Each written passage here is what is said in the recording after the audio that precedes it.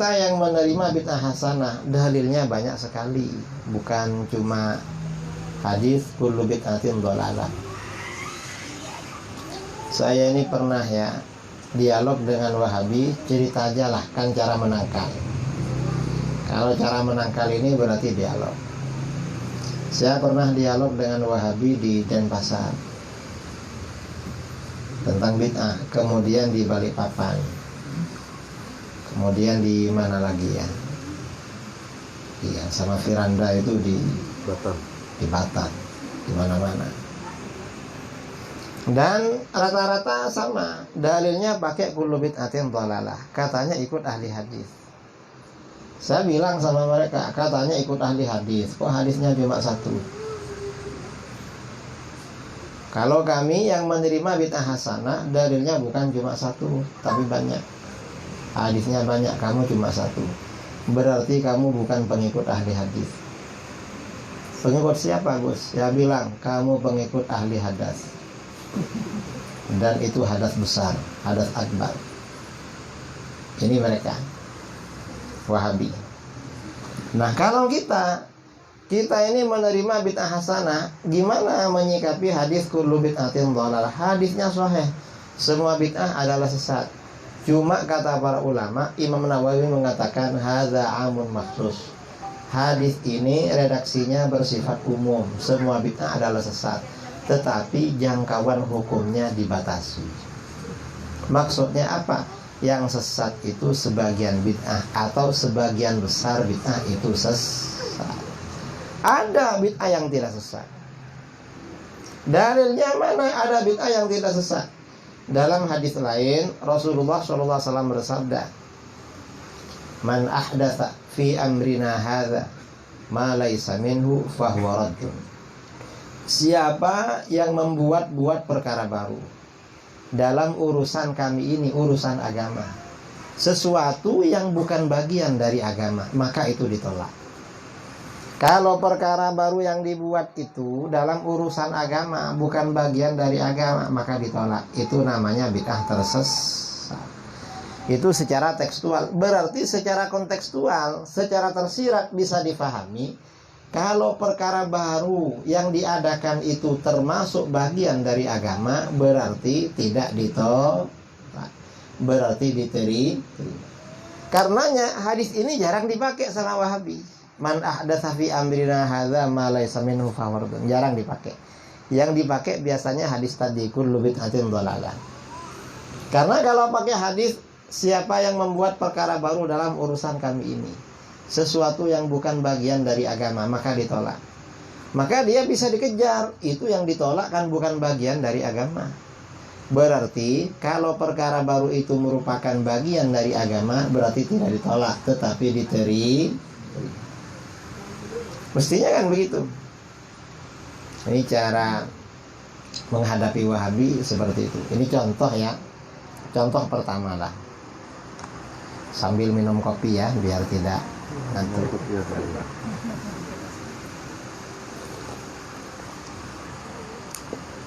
Kalau saya ini bukan ngantuk ya, cuma apa namanya, karena tadi malam berangkat dari rumah jam 2 malam, ke bandara itu 4 jam, sampai bandara jam 6, check in setengah jam 7 boarding, sampai sini. Karena gak biasa tidur asar dan maghrib, tadi mau tidur gak bisa habis asar itu, gak bisa, karena gak biasa. Orang kalau gak biasa kan sulit. Dan memang tidur asar tidak dianjurkan. Orang yang biasa tidur asar bisa stres, gampang diganggu jin. Saya pernah ya di Papua, ada istrinya tentara, perempuan ya, itu ngeluh sering diganggu jin. Saya tanya sama dia, kamu sering tidur asar? Iya Kiai, sering, tiap hari katanya. Lo kok tidur? Kalau gak tidur ya gak enak. Oh sudah kebiasaan. Makanya jangan dibiasakan tidur asar itu. Tapi kalau ketiduran gak apa-apa. Nah, Makanya perlu minum kopi. Yang bawah ini yang ada aja diminum. Kalau ada air ya air, kalau ada buah ada buah. ada. Kalau ada buah ya buah aja dimakan biar gak ngantuk itu. Ini cerita soal Wahabi. Nah, saya ini ya pernah dialog sama Wahabi.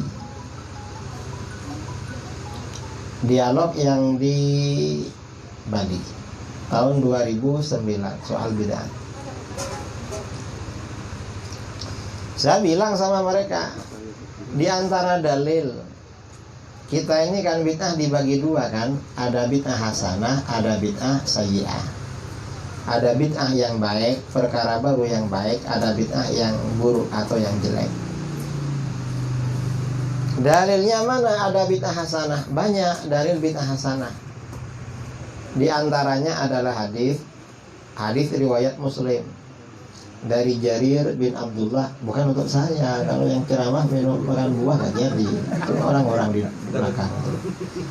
Biar apa? Sambil mendengarkan, sambil Kopi. makan buah. Tapi kalau makan nggak dengarkan biasanya. Nah, saya sampaikan hadis yang bid'ah hasanah. Hadis riwayat Muslim. Rasulullah SAW bersabda, "Man sanna fil Islam sunnatan hasanatan, falahu ajruha wa ajru man amila biha ba'dahu min ghairi ayyanqusa min ujurihim syai'." Barang siapa yang memulai dalam Islam perbuatan yang baik. Namanya memulai berarti asalnya tidak ada, lalu diadakan. Berarti itu bid'ah. Karena bid'ah itu kan definisinya kan fi'lu ma lam yu'had fi ahdi Rasulillah SAW. Melakukan sesuatu yang tidak diketahui, tidak dikenal, tidak ada pada masa Rasulullah SAW. Nah, dalam hadis ini, siapa yang memulai perbuatan baik, maka dia dapat pahalanya di dalam Islam ya. Di dalam Islam. Memulai perbuatan baik, maka dia dapat pahalanya. Dan pahala orang-orang yang mengikutinya tanpa kurang sedikit pun dari pahala-pahala mereka. Kayak orang ya bikin masjid. Asalnya di daerah situ gak ada masjid, lalu orang bikin masjid. Ini kan memulai perbuatan baik kan. Maka bagaimana selama ada orang sholat di masjid itu dapat kiriman pahala. Itu namanya bid'ah yang baik. Atau apalah yang baik-baik. Bangun madrasah, bangun pondok, bangun TPQ, majelis zikir. Selama majelisnya jalan dapat pahala terus. Nah, ini artinya apa? Hadis ini motivasi. Kata para ulama, hadis ini motivasi agar kita membuat perkara-perkara baru yang baik. Artinya apa? Membuat bid'ah hasanah itu dianjurkan, saudara. Dianjurkan. Mendirikan majelis zikir, mendirikan taman pendidikan Al-Quran, madrasah, pondok pesantren dianjurkan. Mengapa? Karena memulai kebaikan. Baik kebaikan itu sebelumnya ada atau sebelumnya gak pernah ada. Kalau memulai berarti sebelumnya belum pernah ada. Namanya memulai, bukan menghidupkan. Ini dalil bid'ah hasanah. Kemudian hadis itu selanjutnya, wa man sanna fil Islam sunnatan sayyi'atan. Dan siapa yang memulai dalam Islam perbuatan yang jelek, kana alaihi wizruha wa wizru man amila biha min ba'di min ghairi ayyanqusa min awzarihim syai'. Orang yang memulai perbuatan jelek berarti bid'ah tersesat, maka dia menanggung dosanya dan dosa orang-orang yang mengikutinya hingga hari kiamat tanpa kurang sedikit pun dari dosa-dosa mereka. Ini berarti peringatan jangan memulai bid'ah yang jelek, karena dia menanggung dosa dan dosa-dosa orang-orang yang mengikuti. Nah, kata Imam Nawawi berdasarkan hadis ini, berarti hadis semua bid'ah sesat, jangkauan hukumnya itu dibatasi. Dibatasi dengan apa? Yang sesat itu adalah bid'ah yang jelek. Kalau bid'ah yang hasanah yang baik, gak sesat. Karena di sini dikatakan yang memulai bid'ah hasanah. Ini. Begitu dalil ini disampaikan, apa kata si Wahabi? Kata si Wahabi, Pak Kiai, hadis barang siapa memulai perbuatan baik gak bisa menjadi dalil bid'ah hasanah. Mengapa gak bisa? Karena di situ yang tercatat sunnatan hasanah. Man sanna fil Islam sunnatan hasanah. Itu sunnah Kiai yang dimulai, bukan bid'ah. Artinya sunnah Rasul. Saya bilang sama mereka, loh, kalau kamu mengartikan sunnatan hasanatan, di dalam hadis ini kan ada dua kalimat berlawanan. Man sanna fil Islam sunnatan hasanah, memulai sunnah hasanah. Yang berikutnya, man sanna fil Islam sunnatan sayyi'ah, memulai sunnah yang jelek. Ini kan berlawanan kan. Kalau sunnah di dalam hadis ini diartikan dengan sunnah Rasul, itu bahaya. Mengapa? Karena di sini ada dua sunnah berlawanan, sunnah yang baik, sunnah yang jelek. Berarti sunnah Rasul menurut kamu ada yang baik, ada yang jelek. Kacau kalau gitu. Mengapa kacau? Nah, Rasulullah itu maksum, nggak ada sunnahnya yang jelek itu, pasti baik semua. Saya bilang begitu. Akhirnya apa kata si Wahabi itu? Dan ini saya bilang yang dimaksud sunnah di sini sunnah secara bahasa, artinya perbuatan yang baik. Jadi bukan sunnah dalam arti bid'ah. Nah, kalau memulai perbuatan baik itu berarti kan maknanya bid'ah hasanah ya. Karena bid'ah itu perkara yang dimulai. Hasanah ya sunnah hasanah. Jadi begitu. Wahabi biasanya jawab itu kalau kita pakai dalil man sanna fil Islam sunnatan hasanah, itu sunnah Rasul. Bukan sunnah Rasul. Kalau sunnah Rasul ya pasti baik. Wong di sini ada dua kalimat berlawanan, sunnah yang baik, sunnah yang jelek. Berarti bukan sunnah Rasul maksudnya, tapi perbuatan. Sunnah secara bahasa, suatu perbuatan. Begitu disampaikan begitu, si Wahabi pakai alasan lain, ngeyel. Apa kata dia? Itu gak bisa jadi dalil bid'ah hasanah. Mengapa gak bisa? Karena ini kan menurut Islam kan. Sunnah hasanah menurut Islam. Kalau seperti tahlil dan mulut, menurut Islam kan gak baik. Saya bilang, kamu gak paham lagi. Yang dimaksud memulai perbuatan baik dalam Islam, artinya dia orang Islam. Orang Islam bangun masjid, dapat pahala. Orang Islam mendirikan majelis zikir, menulis buku, atau apa yang baik-baik, dapat pahala. Nah, Islam ini lawan kata kafir. Artinya, kalau orang kafir yang melakukan, ya gak dapat pahala. Orang kafir itu melakukan kebaikan apa saja gak dapat pahala, saudara. Misalnya bersedekah, ngasih uang sama kita, tapi dibalas oleh Allah. Apa balasannya? Rizkinya tambah lancar, disenangi tetangga. Itu orang kafir. Orangnya sehat, bisnisnya, keluarganya bagus. Itu orang kafir yang rajin sedekah. Mengapa? Ya karena kafir. Tadi itu Islam yang begitu. Lalu kata si Wahabi itu apa lagi? Kata si Wahabi, loh, itu gak bisa jadi dalil bid'ah hasanah. Mengapa gak bisa? Karena sababul wurud, sebab hadis ini kan tentang sedekah. Rasulullah nyuruh orang-orang bersedekah. Jawaban kita, kamu tidak ngerti usul fikih. Dalam ilmu usul fikih itu al-ibrah bi umumil lafzi la bi khususis sabab. Yang menjadi tinggi memahami dalil itu adalah mengikuti keumuman redaksional, tidak mengikuti sebab yang spesifik, yang khusus. Walaupun ini sebabnya hadis ini disampaikan oleh Rasulullah SAW karena sedekah, itu kan sebabnya khusus, tapi bahasanya kan bahasa umum, berarti berlaku umum. Kata ulama seperti itu. Ini cara membantah Wahabi soal bid. Ada yang punya makmum 3 orang, ada yang jamaahnya 10. Ya pokoknya banyak kelompok di Masjid Nabawi. Mengapa begitu? Para sahabat itu dulu menghatamkan Al-Quran dalam sholat. sholat malam. Karena menghatamkan Al-Quran dalam sholat malam pahalanya lebih besar daripada di luar sholat. Itu para sahabat. Nah, sedangkan sahabat yang tidak hafal itu biasanya mencari hafid yang cocok bacaannya pada dia. Kalau sholat malam, sholat tahajud di malam hari, bacaan Fatihah dan surat itu kan dianjurkan jahar. Tapi jangan nyaring-nyaring, ya kira-kira di rumahnya kedengaran. Bismillahirrahmanirrahim.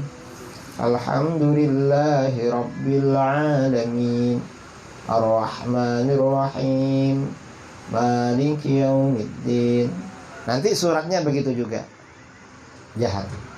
Mengapa? Kalau jahar rumah itu, maka jin yang suka mengganggu akan pergi dari rumah itu dan rumah-rumah tetangganya.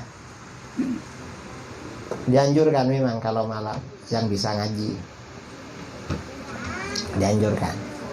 Nah, para sahabat dulu sholat malam menghatamkan Quran. Yang tidak hafal biasanya cari hafid-hafid yang dia suka bacaannya. Kalau suka sama ini di belakangnya, suka sama itu di belakangnya. Nah, Sayyidina Umar ketika melihat mereka, ini orang qiyamul lail kok berkelompok-kelompok. Apa kata beliau? Law jama'tuhum ala qari'in wahid lakan amsal. Ini yang enak tak jadikan satu wajah. Biar gak kelompok-kelompok. Akhirnya apa? Oleh beliau dijadikan satu. Yang menjadi imam sahabat Ubay bin Ka'ab. Setelah para sahabat di Masjid Nabawi, sholatnya menjadi satu. Suatu ketika, Sayyidina Umar mengontrol, sahabat ini sholatnya satu kelompok. Gak berkelompok-kelompok. Apa kata beliau? Ni'matil bid'atu hadhih. Ini bid'ah paling baik. Bid'ah paling baik. Berarti kalau begitu ada bid'ah hasanah. Ini contohnya sholat tarawih. Kata Sayyidina Umar, bid'ah paling baik. Dan para sahabat mengakui sholat tarawih. Berarti para sahabat sepakat menerima bid'ah hasanah. Begitu dalil ini disampaikan, ada orang Wahabi di Manado. Waktu dialog dengan saya, apa kata dia? Perkataan Sayyidina Umar bahwa sholat tarawih bid'ah terbaik gak bisa menjadi dalil bid'ah hasanah. Mengapa gak bisa? Karena yang dimaksud bid'ah di dalam hadis ini, perkataan Sayyidina Umar itu adalah bid'ah lughawiyah, bid'ah secara bahasa. Bukan bid'ah secara syarak. Itu bid'ah menurut bahasa aja, hakikatnya bukan bid'ah. Kata si Wahabi. Lalu saya tanya sama dia, kamu mengatakan bahwa yang dimaksud perkataan Sayyidina Umar sebaik-baik bid'ah secara bahasa. Nah, penjelasan ini dari Sayyidina Umar sendiri apa bukan? Karena yang bilang Sayyidina Umar. Kata dia apa? Bukan dari Sayyidina Umar. Dari siapa? Dari saya katanya. Loh, kok kamu yang menjelaskan? Apa kamu memang juru bicara Sayyidina Umar? Kayak juru bicara presiden begitu. Enggak, bukan. Ya gak bisa diterima kalau begitu. Kamu bukan juru bicara Sayyidina Umar. Misalnya Pak Jokowi bicara lalu menimbulkan salah pahaman. Dijelaskan oleh siapa juru bicaranya? Pak Muldoko ya? Ngabalin. Ali Muhtar Ngabalin atau siapalah. Itu juru bicara kan resmi. Kamu bukan juru bicara Sayyidina Umar. Kok menafsirkan? Ya gak bisa.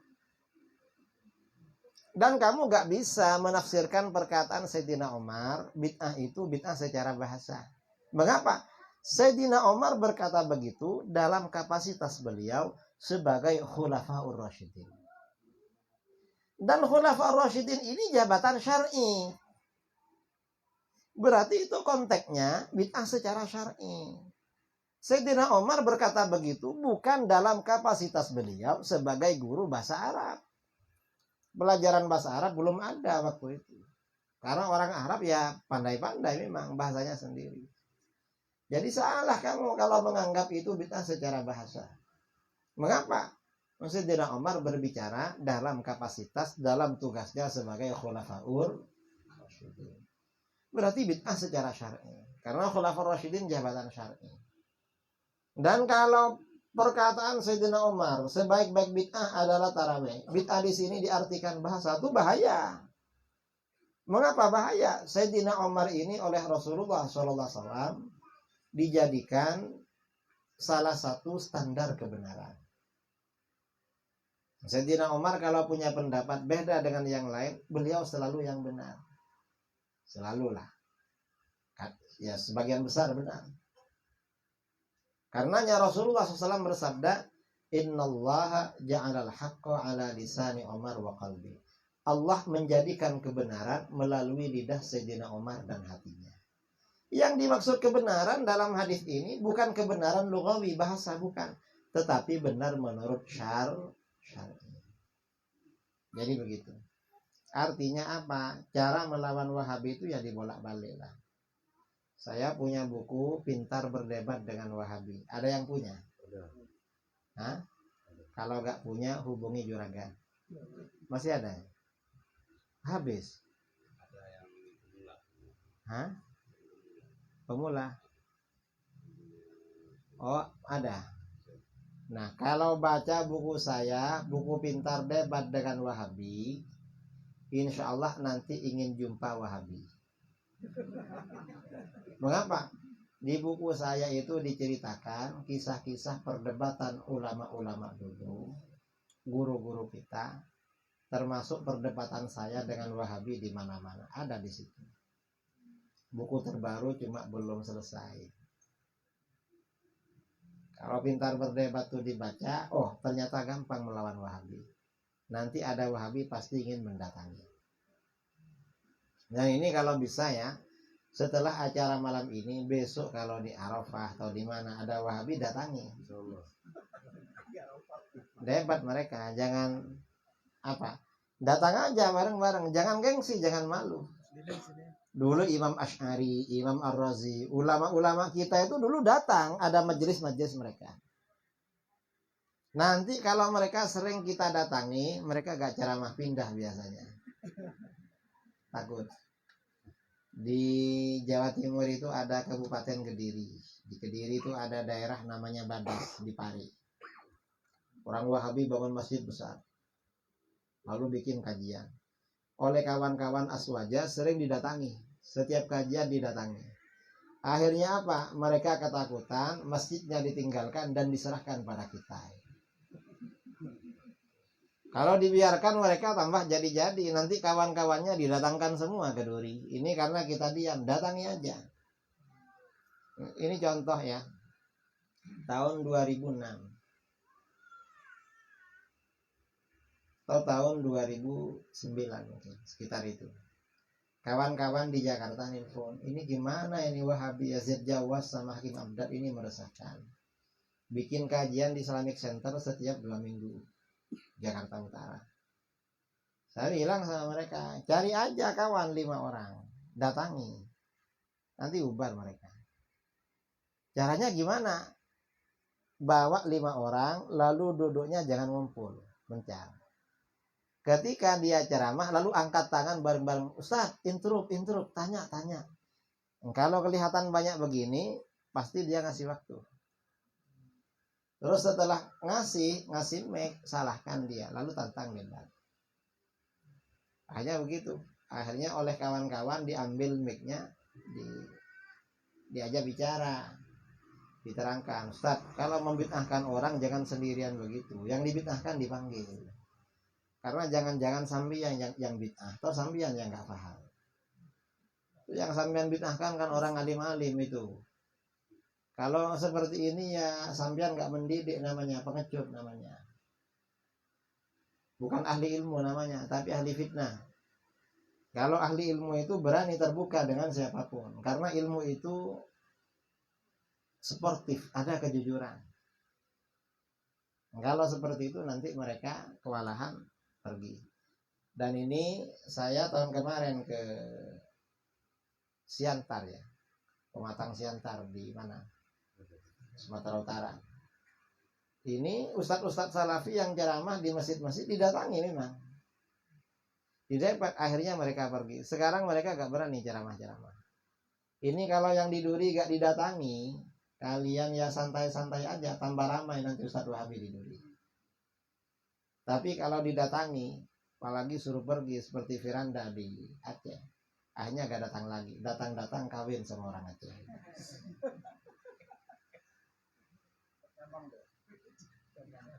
Ya, kemarin orang Aceh saya bilang, gimana orang Aceh ini kok Wahabi diambil menantu.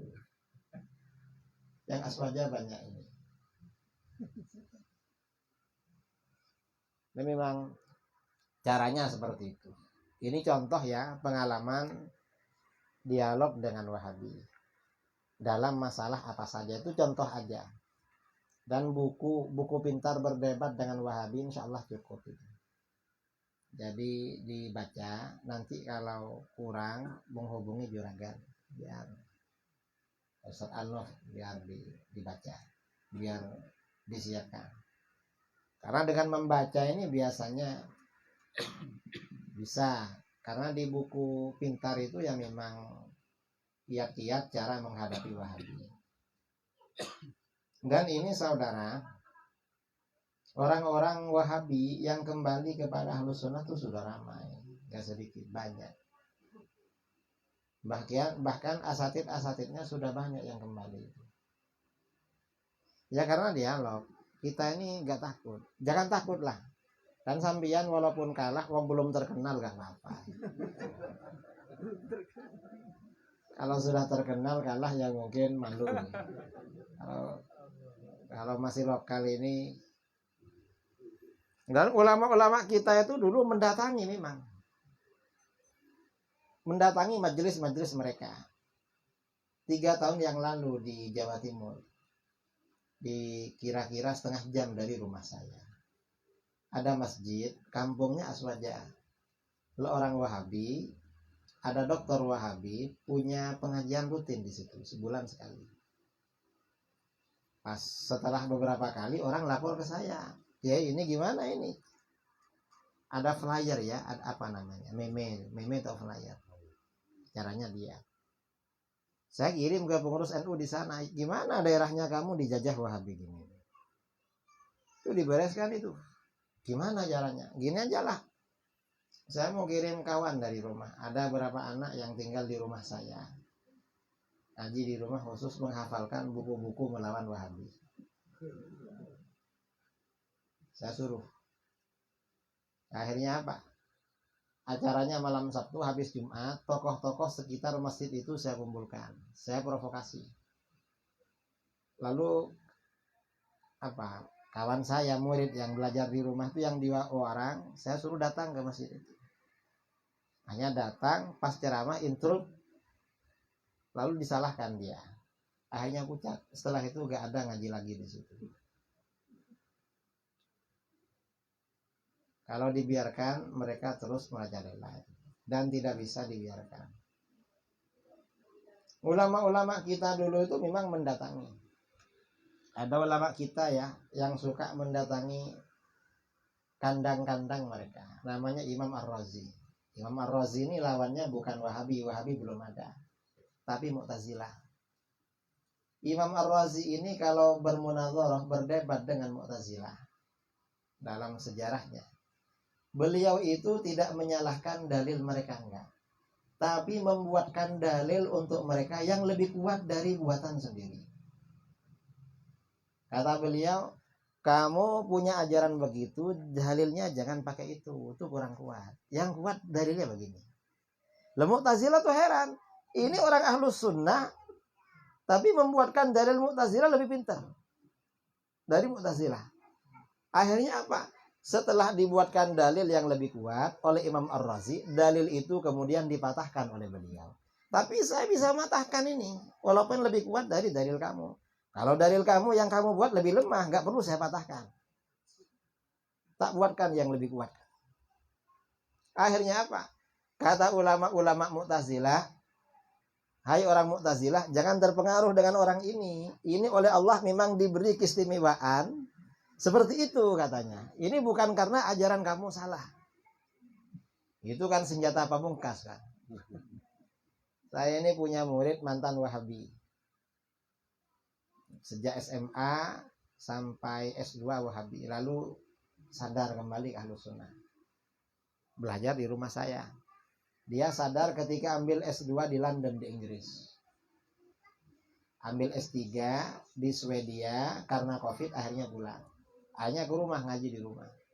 Saya tanya sama dia, dulu waktu kamu Wahabi, kalau mendengar Ustadz Ahlus Sunnah menyampaikan dalil yang tak terbantahkan, gimana pikirannya? Waduh, stres Kiai kan. Kita ini bingung, katanya kita ini sunnah, kok itu dalilnya kuat. Terus gimana? Kita lapor pada Ustadz, akhirnya oleh Ustadz diberi obat penenang. Apa? Jangan dengarkan, itu syubhat. Itu senjata pamungkas mereka, jangan dengarkan, itu syubhat itu. Pamungkas. Tapi lama-lama sadar juga itu, sadar. Karena pikiran manusia kan nggak ingin kan ikut ajaran yang sudah terbukti memang tidak kuat. Saudara misalnya lewat jalan, jalannya gak enak, kan gak mungkin kan, pasti cari jalan yang enak. Itu manusia. Karenanya jangan khawatir, ajaran Ahlus Sunnah ini tetap kita siarkan, kita syiarkan. Dan jangan bosan menyampaikan Wahabi sesat, jangan. Mengapa? Agar masyarakat di sekitar kita tidak terpengaruh dengan Wahabi. Karena itu bagian dari jihad. Kita ini harus ihtimam, perhatian terhadap urusan kaum muslimin. Saya kemana-mana ceramah Wahabi, ceramah Syiah, liberal, Islam Nusantara, macam-macam. Nah, sebenarnya ya kadang-kadang bosan. Apa saya dikira cuma tahu Wahabi aja, nggak tahu yang lain, kok disuruh bicara ini terus. Tapi ya gak apa-apa, karena ini memang umur muslimin, kita wajib. Saya sampai dulu pernah bawa istri ke Malaysia. Ceramah pindah-pindah dari daerah-daerah. Dapat 3 hari bilang, ceramahnya kamu kok itu-itu aja katanya. Ini sudah berapa hari? Saya bilang, itu yang diminta sama mereka. Coba lihat mereka ketawa-ketawa itu. Berarti kan cocok itu. Ya gak apa-apa. Jadi saudara gak perlu bosan lah. Wahabi sesat, Wahabi menyesatkan. Gak perlu. Harus terus sampaikan itu. Masyarakat agar tidak terpengaruh dengan Wahabi. Nah ini saya rasa pengantar ya dari saya diskusi pada malam ini. Mungkin saudara-saudara ada yang mau ditanyakan. Pertanyaannya bebas soal menghadapi Wahabi. Syubhat apa saja yang disampaikan Wahabi di Duri, sampaikan sekarang. Isu-isu yang disampaikan Wahabi yang sulit kira-kira apa saja, sampaikan. Nanti kita bicarakan. Saya kira itu ya. Saya kembalikan kepada MC mengatur jalannya acara. Mungkin ada yang mau melontarkan isu-isu yang diviralkan, disampaikan oleh Wahabi yang perlu tanggapan. Dari saya, Assalamualaikum warahmatullahi wabarakatuh.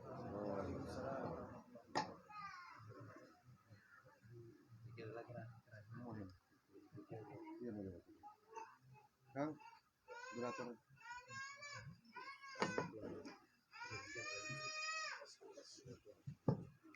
Baik, terima kasih kepada Bapak Ustadz yang telah menyampaikan pengantar tadi ya untuk menangkal paham Wahabi.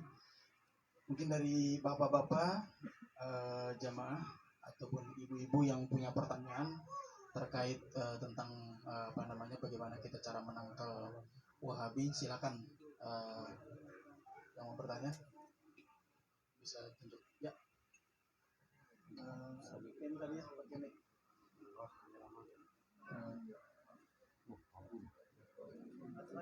Langsung aja soalnya keras.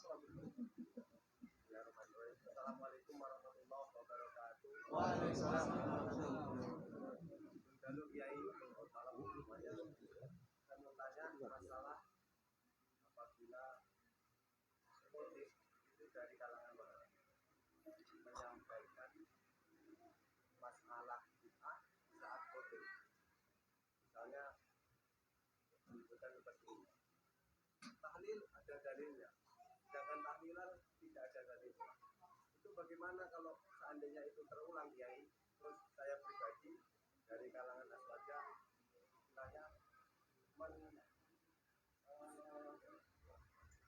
mengucapkan khotib di saat sholat Jumat sedang berlangsung, apakah itu suatu jihad atau melanggar dari rukun sholat Jumat?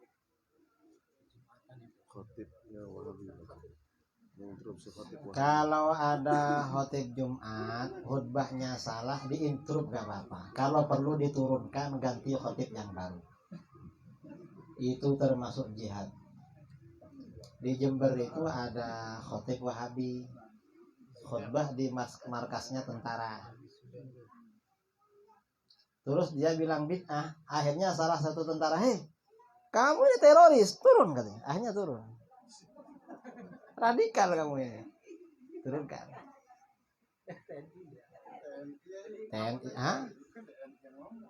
Apa? Saya punya jamaah ya, Kopassus di Jakarta itu. Tentara.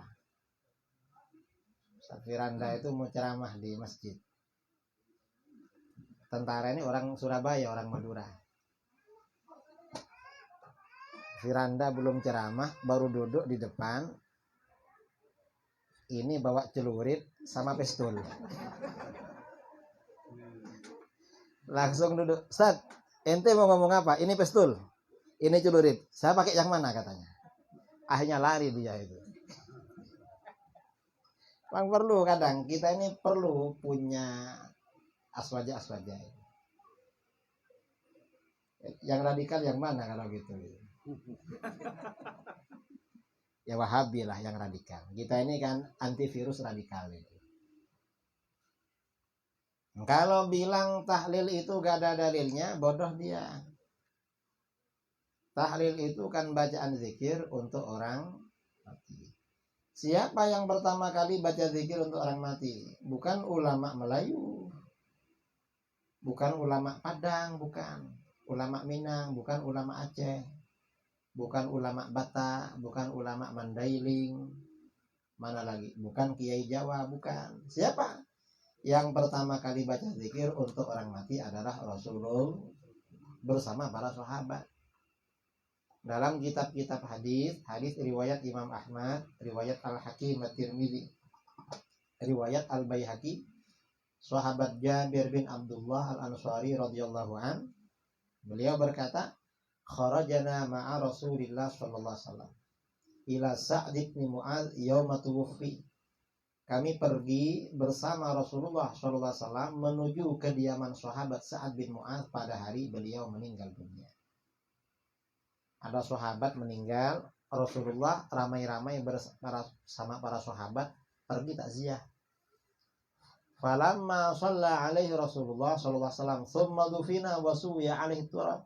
Setelah Rasulullah mensolatkan jenazahnya, lalu jenazah itu ditutup rata dengan tanah, dikubur, lalu kuburnya ditutup rata dengan tanah, Rasulullah gak langsung pergi. Tapi bagaimana?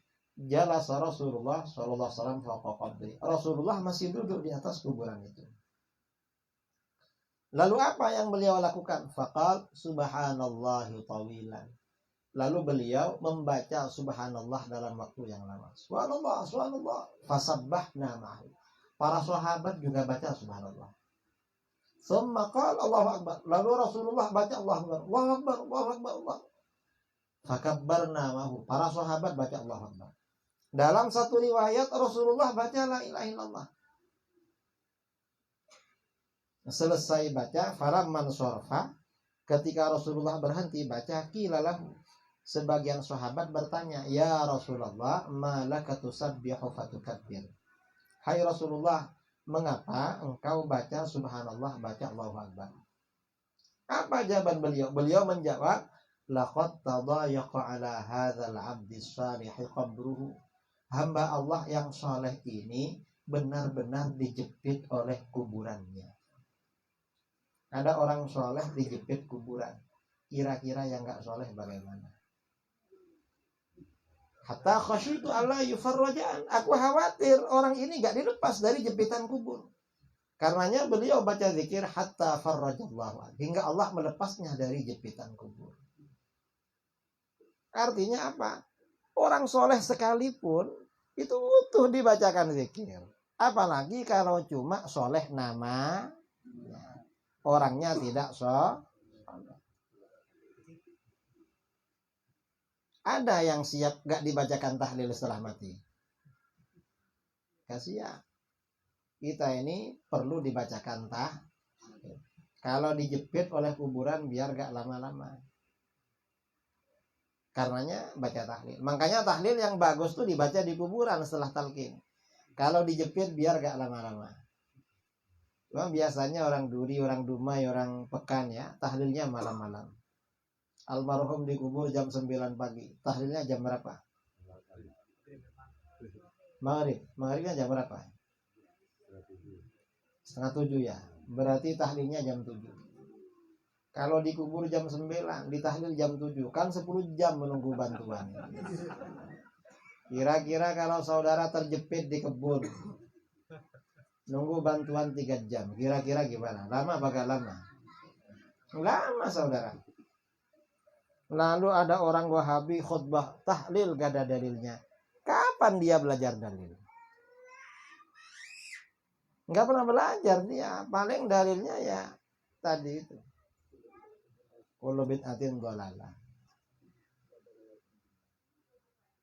Ada dalilnya, tahlil itu ada dalilnya. Dan amalan-amalan yang lain tuh dalilnya ada juga. Nggak perlu khawatir. Ada lagi. Itu caranya ya. Jadi memang jangan didiamkan. Diprotes itu.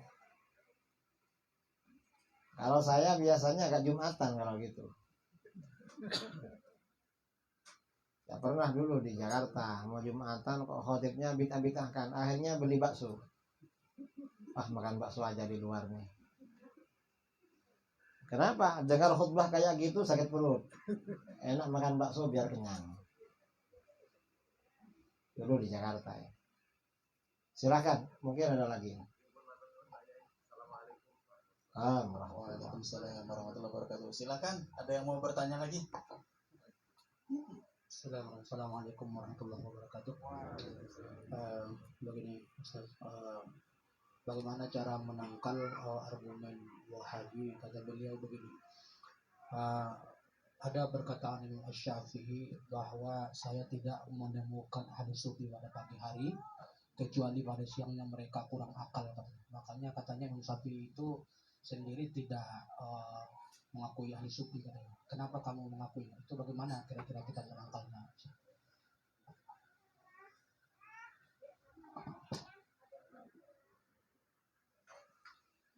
Kalau apa namanya? Yang pertama itu namanya syubhat. Dalil tasawuf itu adalah di dalam hadis Jibril, yaitu penjabaran dari ihsan. Ketika Rasulullah SAW ditanya oleh malaikat Jibril, mal ihsan, apa ihsan itu? Anta abudallaha ka'annaka tarah. Kamu beribadah kepada Allah seakan-akan kamu melihatnya. Dimana kamu jangankan menghadap Allah, kira-kira kamu punya salah dipanggil polisi,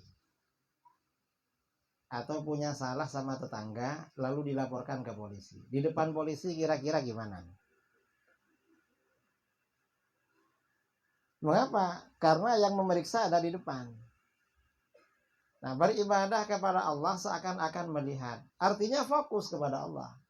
Kalau gak bisa seakan-akan melihat, fa'ilam takun tara fa'innahu yara. Maka kamu buat seakan-akan Allah melihat kamu. Kamu kan sudah gak melihat. Kira-kira bagaimana? Atau misalnya kita kerja sama bos. Bosnya pergi. Kira-kira santai apa enggak? Tapi kalau di ruang kerja kita ada CCTV-nya. Bosnya pergi. Kira-kira berani santai? Gak berani kan? Gak berani. Nah, untuk mencapai ibadah seperti itu, ini sufi yang ngerti. Diperdalam oleh para ulama. Para ulama sufi. Ya.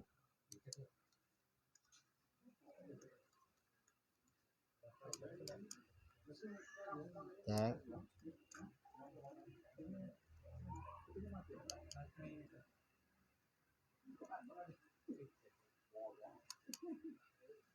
Ya.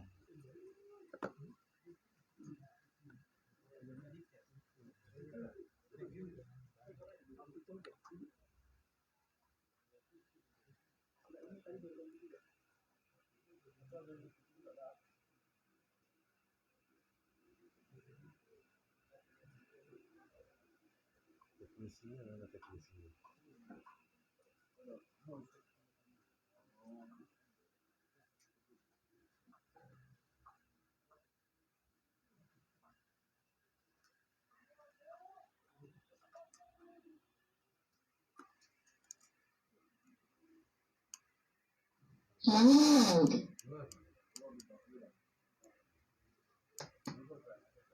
Nah, yang kedua, yang dimaksud perkataan Imam Syafi'i, aku tidak menjumpai orang mengikuti tasawuf pagi hari, kecuali siang harinya dia hilang akalnya.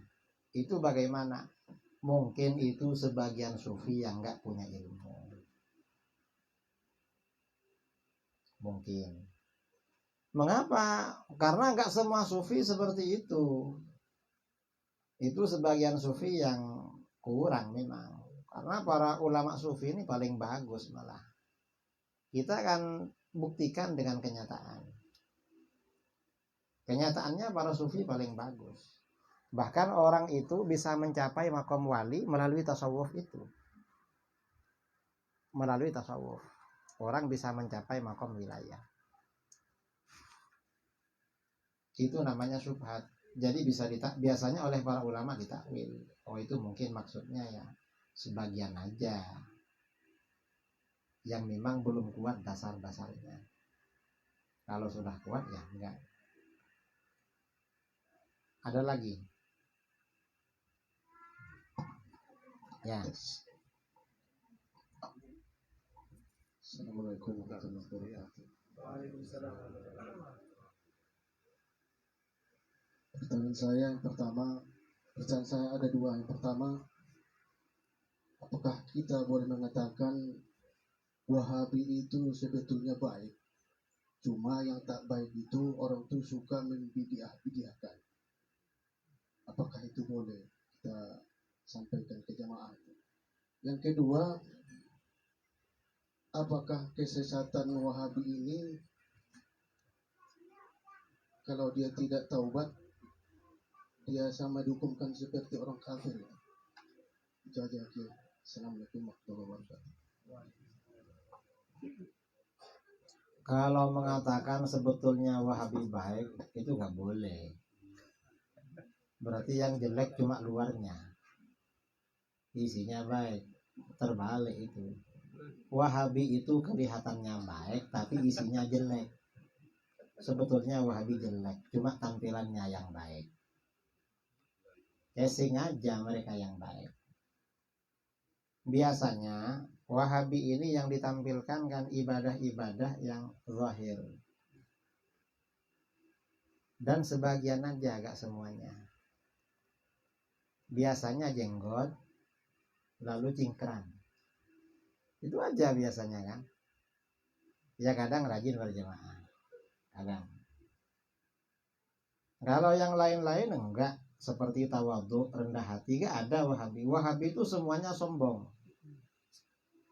Mengapa sombong? Semua orang dianggap bid'ah masuk neraka.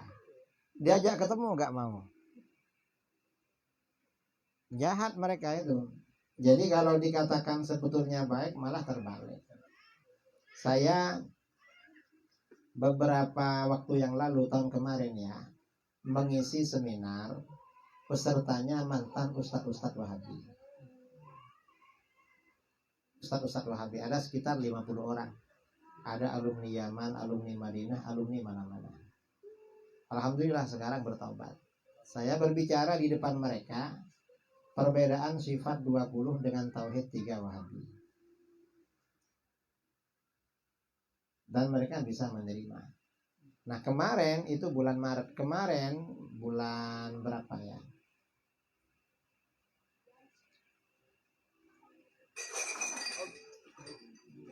Bulan 11. Kalau nggak salah bulan 11 atau 12. Saya jumpa dengan salah satu mereka. Mereka cerita. Saya waktu Wahabi capek Kiai katanya. Saya ini kan belajar ke Yaman Syekh Mukbil. Saya kalau hari Jumat biasanya melihat murid-muridnya Habib Umar yang pergi ke kuburan. Saya bergumam begini dalam hati, ini pergi jauh-jauh dari Indonesia cuma mau ke kuburan ke sini. Padahal ke kuburan itu kan cuma seminggu sekali kan. Sehari-hari kan beribadah dan mengajar. Tapi kan ditutupi dengan ke kuburan. Terus saya dulu pakaian karena sunnah, pakaian 3 lapis, semuanya cingkrang, celana separuh betis, bagian dalam. Setelah itu sarung, setelah itu jubah katanya. Lalu olahraganya sepak bola. Panasnya Masya Allah katanya. Terus akhirnya apa? Hati saya ini keras waktu itu. Mengapa? Karena dalam pikiran semua orang masuk neraka kecuali saya dan kawan-kawan saya. Jadi hati keras sekali. Terus sekarang bagaimana? Ya ketawa ingat itu. Setelah belajar fikih Syafi'i, lalu tahu dalil-dalilnya, maksud-maksudnya, akhirnya hatinya menjadi lembut. Sudah mau ke kuburan ziarah. Seperti muridnya Habib Umar sekarang, ziarah juga. Kalau jumpa dengan orang-orang kita, dengan para kiai sudah cium tangan, beda dengan itu. Malah menceritakan guru-gurunya itu sambil senyum. Dulu guru saya gini, kata. Berubah.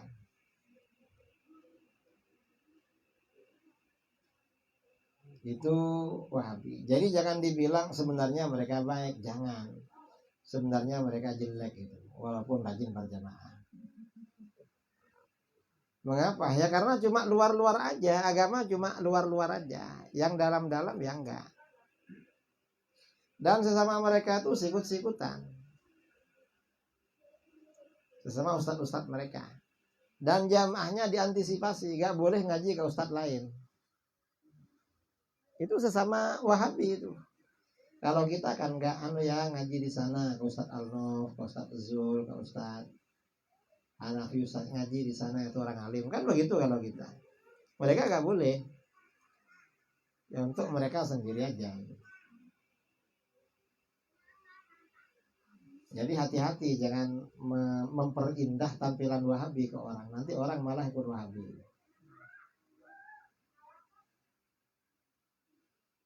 Ada lagi? Oh ini ibu-ibu ya. Apa nomor 2 tadi?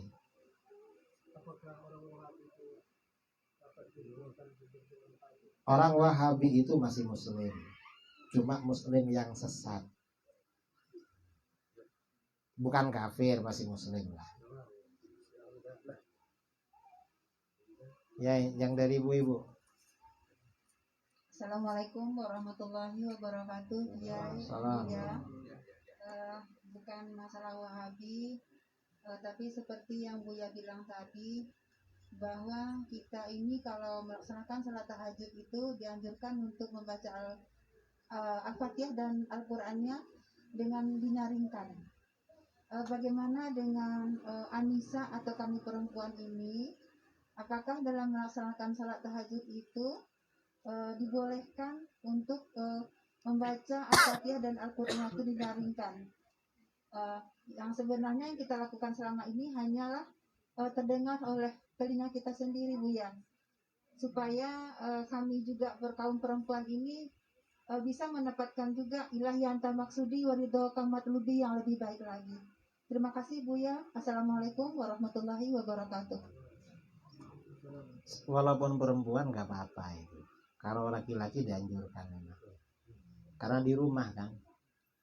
Dan sholat tahajud itu yang bagus di rumah, bukan di masjid. Ada ibadah yang dianjurkan, yang wajib ramai orang, seperti sholat Jumat. Itu gak boleh sholat Jumat sendirian. Kamu ke masjid, saya sendirian di rumah misalnya. Karena wajib ramai orang itu. Ada yang dianjurkan ramai orang, seperti sholat jamaah 5 waktu. Ada yang dianjurkan sembunyi-sembunyi di rumah, seperti sholat duha, sholat tahajud. Mengapa? Menjaga keikhlasan kepada Allah itu. Jadi tidak apa-apa walaupun perempuan, karena di rumah. Ada lagi? Dari netizen. Nih. Bagaimana supaya Islam di Indonesia ini bisa bersatu, Kiai? Karena musuh Islam telah bersatu mengobrak-abrik Islam. Mereka tergolong dari kelompok liberal, sekuler, Syiah, PKI, dan kelompok yang anti-Islam. Kalau bisa yang suka mentakjir dan menuduh sesat sama Muslim dirangkul untuk bersatu. Juga masalah khilafiyah yang selalu dibesarkan. Bagaimana caranya untuk menyatukan hal-hal seperti itu?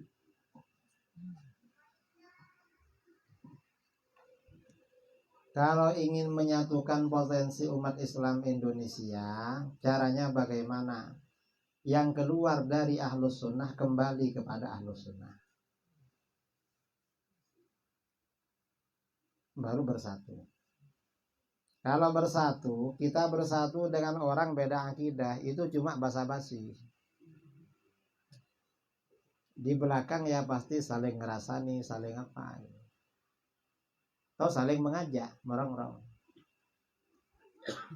Kalau mau bersatu ya bersatu sungguhan, ada kesepakatan. Dan persoalan khilafiyah ya dibicarakan secara ilmiah, biar ada jalan keluarnya. Karena masalah-masalah khilafiyah itu kan bisa didiskusikan secara ilmiah. Nanti yang salah akan kelihatan. Kalau tahu sudah salah, tinggalkan kesalahan, kembali kepada Ahlus Sunnah wal Jamaah. Baru itu bisa bersatu. Tadi yang bertanya hanya menyebutkan Syiah sebagai musuh persatuan Islam. Sebenarnya Wahabi juga musuh persatuan. Nah, Wahabi ini mecah belah, cuma nggak disebutkan tadi.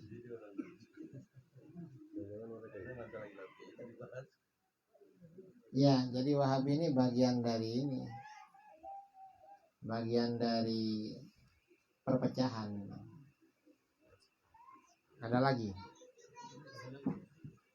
Assalamualaikum warahmatullahi wabarakatuh. Pak Kiai, yang ingin saya tanyakan ada satu hal, bagaimana cara menangkal Wahabi yang modelnya kata beliau itu dia sudah berdoa kepada Allah dan dia sudah bermunajat kepada Allah, ya Allah, bunyi doanya, tunjukkanlah aku jalan yang benar, pemahaman yang benar.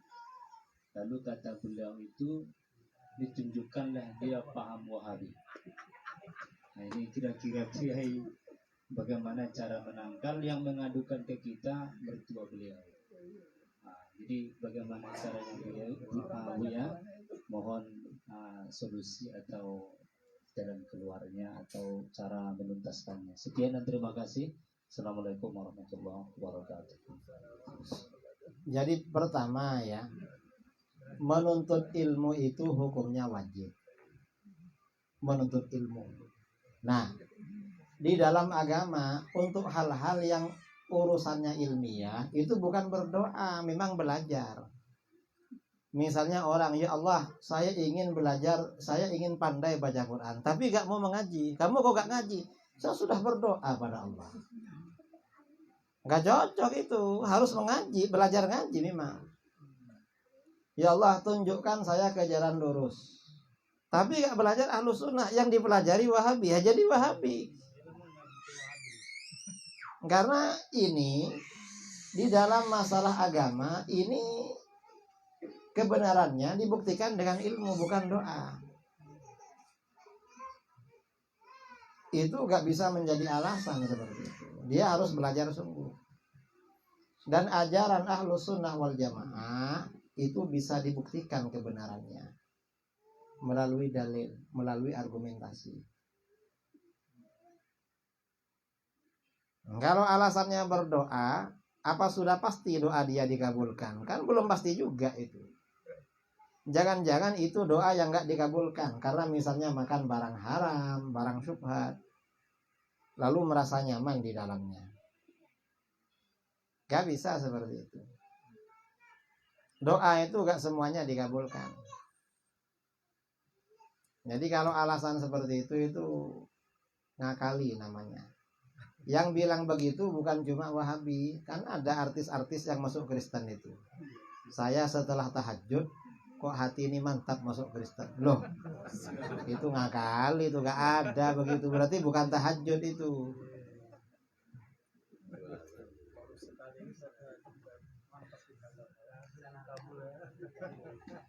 Kok tahajud malah pindah agama? Berarti menunjukkan ibadahnya gak diterima. Mestinya tambah bagus, kok tambah jelek itu. Jadi itu ada lagi. Terakhir ya.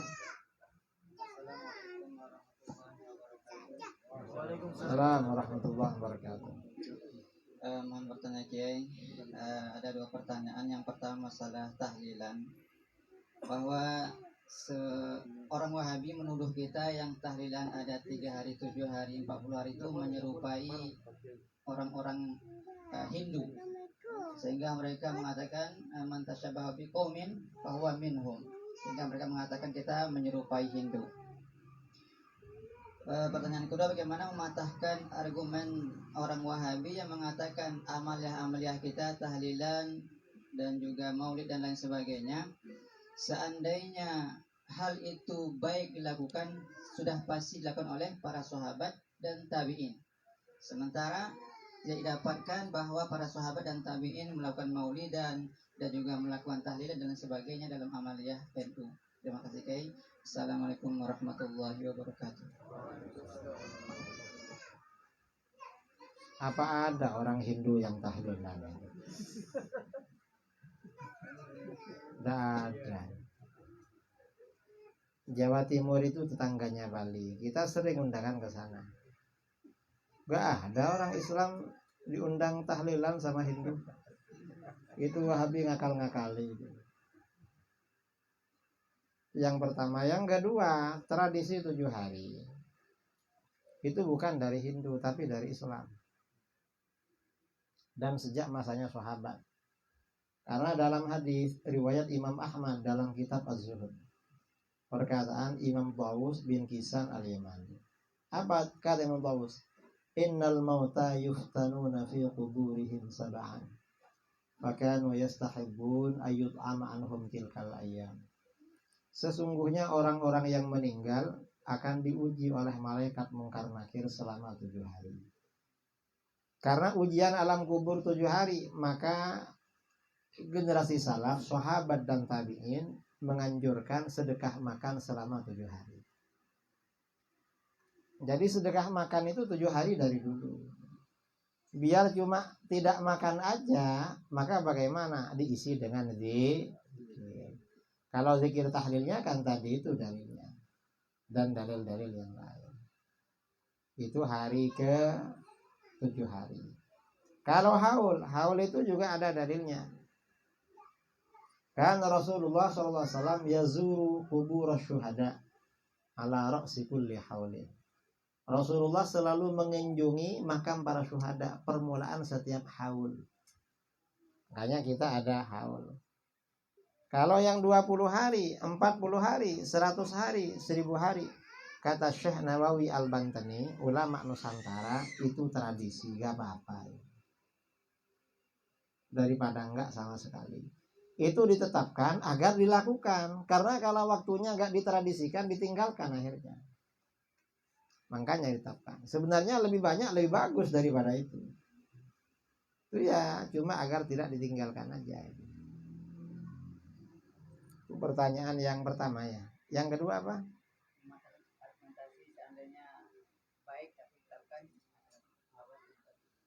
Loh, sahabat itu tahlilnya bukan di rumah tapi langsung ke kuburan. Diriwayatkan oleh Ibnu Abi Syaibah dalam Al-Musannaf, Imam Asy-Sya'bi berkata, kanatil ansar idza mata lahumul mayyit ikhtalafu ila qabri yaqra'una 'indahul Qur'an. Sahabat Ansar itu kalau ada keluarganya meninggal, mereka mundar-mandir ke kuburannya baca Quran. Mana ada Wahabi yang mundar-mandir ke kuburan baca Quran? Nggak ada kan? Cuma mereka ngomong, kok gak ikut sahabat? Lah sahabat baca Quran, kamu baca nggak di kuburan? Rasulullah baca zikir di kuburan, kamu baca? Gak baca mereka. Cuma nyalah-nyalahkan aja itu. Kita ini malam Jumat yasinan, kata Wahabi. Kok yasinan? Loh kenapa? Kamu baca apa? Gak baca. Loh. Kok yang gak baca menyalahkan yang baca? Mestinya kan yang gak baca disalahkan. Kamu kok gak yasinan? Mestinya kan begitu. Sekarang ini terbalik. Yang gak mengamalkan ada dalilnya. Yang mengamalkan gak ada dalilnya. Mestinya yang gak mengamalkan yang gak ada dalilnya. Dan Wahabi membid'ahkan itu bukan karena pandai saudara, tapi karena gak tahu. Buktinya gak tahu. Ketika mereka digugat, apa kata mereka? Mana dalilnya? Nah, berarti kan gak tahu itu. Makanya tanya mana dalilnya. Ya banyaklah dalilnya. Kok mana ya? Kitab ini banyak. Di dalam ini banyak kitab. Itu dalil semua itu. Ada dalilnya semua. Mereka ini ya kalah-kalah. Coba nanti ya. Di Duri ini mungkin dibuat laskar. Laskar Aswaja. Kalau Wahabi ada kajian, ustadz-ustadznya datangi. Jangan sendirian kalau takut. Mungkin 10, 15 gitu. Atau 5 orang. Harus itu. Dan lihat temanya. Mereka judulnya apa kajiannya itu. Nanti kalau sudah lihat temanya, persiapkan dari sini pertanyaan. Bukan mereka. Insya Allah nanti mereka pergi. Jangan dibiarkan. Kalau dibiarkan ya mereka akhirnya bersarang di Duri. Saya kira itu ya, karena tadi katanya. Oh ya, gimana? Boleh, karena songkoknya sama dengan songkok saya. Assalamualaikum warahmatullahi wabarakatuh. Nanti selamat datang di Duri ya.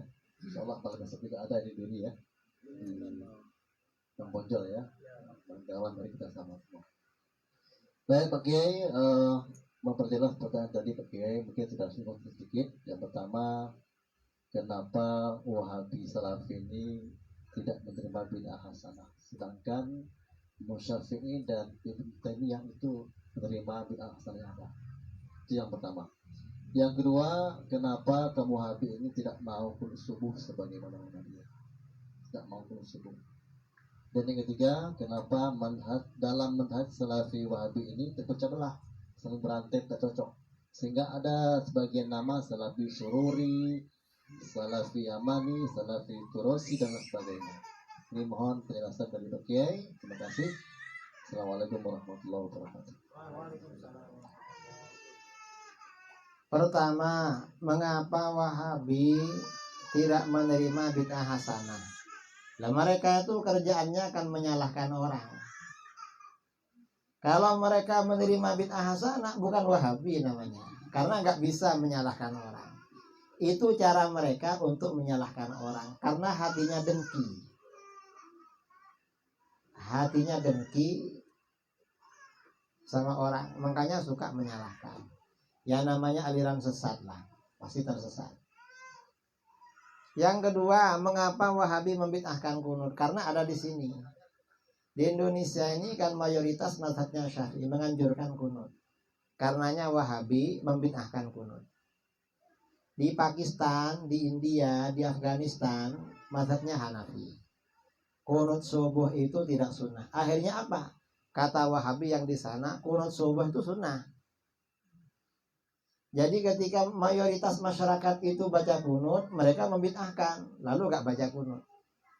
Kalau masyarakatnya gak baca kunut, mereka membid'ahkan yang gak baca, mereka baca kunut. Karenanya Wahabi tiap daerah tuh beda-beda.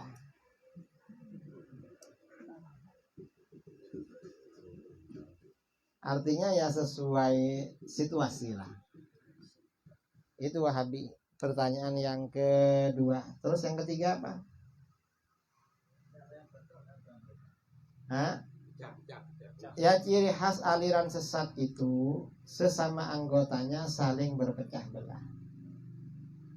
Ciri khasnya begitu. Mengapa? Karena mereka sama-sama mengikuti hawa nafsu. Jadi Wahabi ini setelah tidak puas membid'ahkan orang lain, kawannya sendiri dibid'ahkan. Karena nafsu terus kan. Orang itu kalau ngikuti nafsu apa saja itu. Dulu kan ada kelompoknya Ustadz Ja'far Umar Thalib. Saling membid'ahkan, ya, menyesatkan dengan kelompoknya Ustadz Abu Bakar Ba'asyir. Padahal sama-sama Wahabi. Satunya bilang itu Khawarij, satunya bilang apa? Itu kepalanya iblis katanya. Iblis itu kan kafir kan. Lama-lama kelompoknya Ustadz Ja'far Umar Thalib belum puas membid'ahkan Abu Bakar Ba'asyir. Akhirnya pecah. Sama-sama muridnya pecah, saling membid'ahkan Ustadz Ja'far Umar Thalib. Lama-lama murid yang saling membid'ahkan gak puas, akhirnya gurunya juga dibid'ahkan. Gak puas mereka karena hawa nafsu. Kerjanya seperti itu memang. Karena gak puas ya akhirnya siapa saja kena itu. Wahabi ini perpecahannya luar biasa saudara. Bukan cuma kita, kawannya sendiri yang dibid'ahkan dianggap keluar dari Ahlus Sunnah wal Jamaah. Itu sesama Wahabi, apalagi kita. Saya kira itu ya, karena waktu agak sore dan ini sudah katanya kuahnya takut dingin. Betul. Kalau terlalu malam, takut saudara-saudara kurang enak makannya. Saya kira itu dari saya. Kurang lebihnya mohon maaf yang sebesar-besarnya. InsyaAllah mudah-mudahan nanti kalau safari lagi ke Duri atau kemana kita jumpa lagi. Dari saya, Assalamualaikum warahmatullahi wabarakatuh. Waalaikumsalam.